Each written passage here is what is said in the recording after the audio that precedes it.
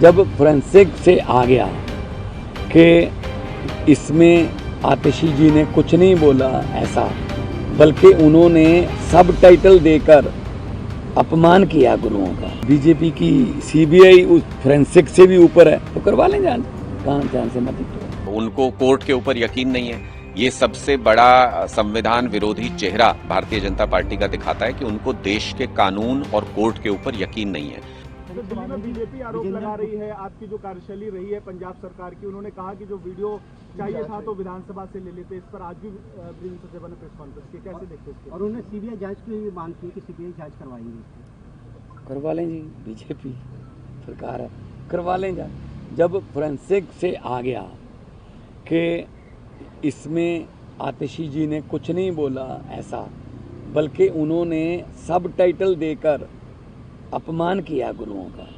जब फोरेंसिक की जांच आ गई, कोर्ट ने कह दिया ये वीडियो उतार दो, अब उसके बाद भी अगर बीजेपी की सीबीआई उस फोरेंसिक से भी ऊपर है, तो करवा लें जांच, कहाँ जांच से मत। सर कह रहे हैं कि स्टेट एजेंसियों का इस्तेमाल कर रही है पंजाब सरकार। कौन? पंजाब सरकार स्टेट एजेंसियों का अपने इस्तेमाल ज्यादा कर रही है। कौन कह रहे हैं? बीजेपी।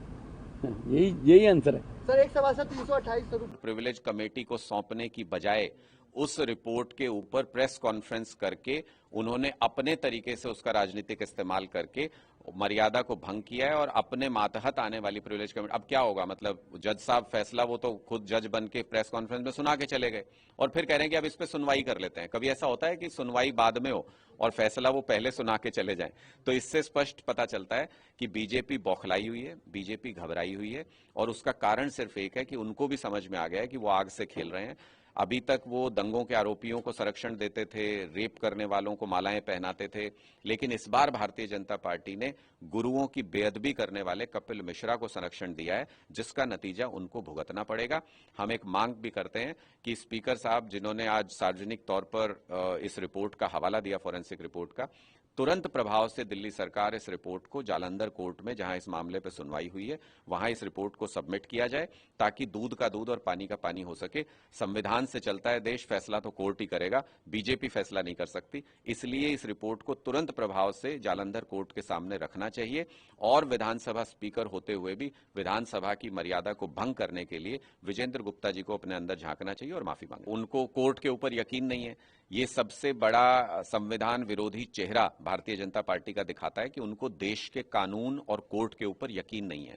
जालंधर कोर्ट बहुत स्पष्ट तौर पे फोरेंसिक जांच के आधार पे ये फैसला दे चुका है कि इसमें गुरु शब्द का इस्तेमाल नहीं हुआ। ये इसको डॉक्टर्ड तरीके से फैलाने की कोशिश की गई। इसके ऊपर कपिल मिश्रा ने टेक्स्ट लगाया जो बोला ही नहीं गया और उससे माहौल खराब होने की आशंका है और वो सारे वीडियोज सब प्लेटफॉर्म से हटाने के आदेश दिए गए हैं। जालंधर कोर्ट के आदेश को न मान करके भारतीय जनता पार्टी स्पष्ट तौर पे ये बता रही है कि वो संविधान और कानून में यकीन नहीं करते और वो सिर्फ और सिर्फ तानाशाही तरीकों में यकीन करते हैं।